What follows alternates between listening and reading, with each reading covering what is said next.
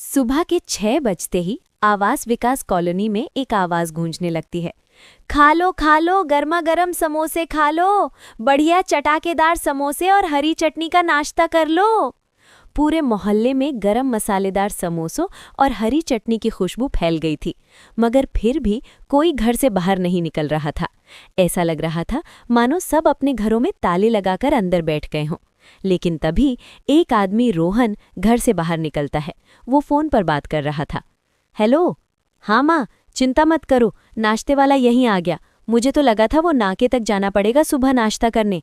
अरे हाँ, मैंने घर में सब सामान भी ठीक से रख दिया है। अच्छा फ़ोन रखो, मैं जा रहा हूँ।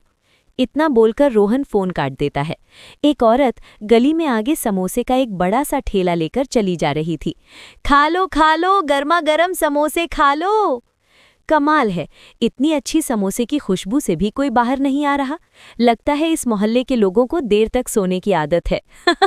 कोई नहीं, मैं अकेले ही समोसे खा लूंगा। ये सोचकर राहुल समोसे वाली को आवाज लगाकर बुलाता है। अरे ओ समोसे वाली, रुक जाओ, मुझे समोसे खाने हैं। राहुल की आवाज़ सुनकर वो औरत रुक जाती है। राहुल धीमे धीमे उस औरत की तरफ बढ़ता है। जैसे जैसे वो उसके पास जा रहा था, समोसों की खुशबू तेज होती जा रही थी। राहुल वहां पहुंचकर देखता है कि औरत ने एक लंबा घूंघट कर रखा था। लेकिन एक बात अजीब थी, उसके सारे समोसे हरे रंग के थे। हैं, ये क्या, हरे समोसे? हाँ ताऊ, वो ऐसा है कि ये हमारे गांव के खास समोसे हैं। एक बार इन्हें खाओगे तो रोज सुबह याद करोगे। पहले तो राहुल को उस औरत पर थोड़ा शक होता है, मगर भूख इतनी लगी थी कि वो इस बात पर ज्यादा ध्यान नहीं देता। अच्छा ऐसा क्या, लाओ फिर जरा जल्दी से खिला दो समोसे, बड़ी भूख लग रही है और अभी ऑफिस भी जाना है। औरत एक प्लेट में 2 समोसे और हरी चटनी डालकर राहुल को देती है और राहुल उसे लेकर अपने घर के अंदर आ जाता है। वो डाइनिंग टेबल पर समोसे रख देता है और चाय बना लेता है। वाह वाह, अब मज़े से बैठकर समोसे खाऊंगा और चाय पीऊंगा। मगर पता नहीं ये हरे समोसे का स्वाद कैसा होगा। राहुल समोसे चखकर देखता है तो उसे वो बड़े स्वाद लगते हैं। वो झटपट दोनों समोसे खा जाता है। लेकिन तभी अचानक से राहुल को कुछ अजीब सा महसूस होता है। उसने जो समोसे खाए थे वो प्लेट खाली नहीं थी, बल्कि अब उसमें 2 की जगह 4 हरे समोसे रखे थे। ये क्या, मैं कोई समोसा मेरा मतलब सपना तो नहीं देख रहा हूँ। हे भगवान, ये सब क्या हो रहा है? क्या मैं पागल हो गया हूँ? भागो यहाँ से। राहुल उठकर भागने की कोशिश करता है। वो दरवाजे के पास पहुंचा ही था कि तभी कोई उसे पीछे से पकड़ लेता है। ये कोई और नहीं बल्कि वही घूंघट वाली औरत थी। वो घूंघट उठाती है और उसकी शक्ल देखकर राहुल के होश उड़ जाते हैं। ये एक हरी चुड़ैल थी। कहाँ भाग रहा है? थोड़ा और समोसे का नाश्ता तो कर ले। इतना कहकर चुड़ैल डाइनिंग टेबल के पास जाती है, जहां अब 4 से 8 समोसे हो चुके थे। चुड़ैल एक हाथ से सारे समोसे एक साथ उठा लेती है और राहुल के मुंह में ठूस देती है। सब एक साथ खा। मुंह में इतने समोसे होने की वजह से राहुल ठीक से कुछ बोल नहीं पाता। क्या कहा? कहीं चटनी तो नहीं मांग रहा? रुक, अभी पिलाती हूँ। उस घर से आ रही राहुल की चीखें पूरे मोहल्ले में गूंजने लगती हैं। सभी लोगों के अंदर खौफ भर जाता है। एक बार फिर समोसे का नाश्ता कराने वाली चुड़ैल ने एक मासूम को अपना शिकार बना लिया था। कुछ दिन बीत जाते हैं और राधिका नाम की एक औरत उसी घर में रहने आती है। ओहो, घर में तो बड़ी गंदगी है। ओ राधिका, खड़ी खड़ी कमियां निकालना बंद कर। कम से कम हमें कम समय में ये घर मिला तो सही, वरना सड़क पर दिन गुजारने पड़ते। क्या दीदी, आप भी, ऐसा कुछ नहीं होता। खैर चलो, हम दोनों मिलकर सामान सेट कर देते हैं, कल से ऑफिस भी तो सीमा और राधिका नई इस शहर में आई थी, क्योंकि राधिका की हाल ही में यहाँ जॉब लगी थी और जल्दबाजी में जहाँ उन्हें घर सस्ता मिला उन्होंने ले लिया। शाम को जब राधिका सब्जियां लेने जाती है तभी, भैया 1 किलो भिंडी दे दो और आधा किलो आलू भी। तभी एक औरत राधिका को देखकर कहती है, अरे तुम तो वो वाले घर में अभी अभी रहने आई हो ना? हाँ, क्यों?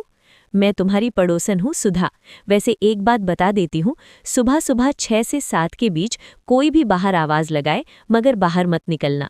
उस समय समोसे का नाश्ता कराने वाली चुड़ैल हमारी कॉलोनी में चक्कर काटती है और जो भी उसके समोसे खाता है वो बचता नहीं है।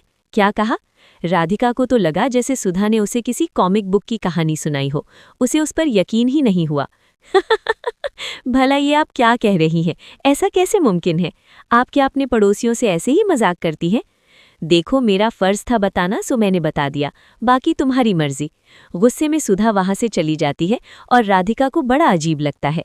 घर पहुंचकर वो देखती है कि उसकी बहन सीमा ने पहले ही खाना बना लिया था। क्या दीदी, आप भी? मैं सब्जी लाने गई थी ना, तो उतनी देर में आपने ये मैगी क्यों बना दी? ये सेहत के लिए अच्छी नहीं होती। अरे राधिका, तुम्हें तो पता है ना मुझे चटपटा मसालेदार खाना कितना पसंद है, तो मन किया इसीलिए बना ली। सब्जी सुबह बना लेना ना। खाना खाकर राधिका और सीमा सो जाते हैं।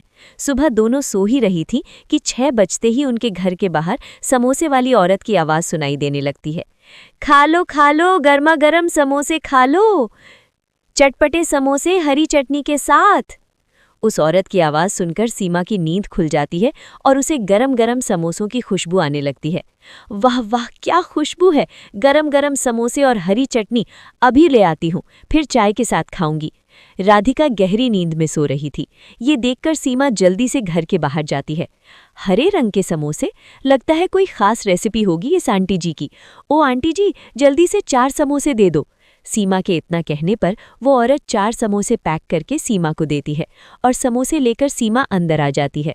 अभी राधिका उठेगी तो समोसे देखकर वो भी एकदम खुश हो जाएगी।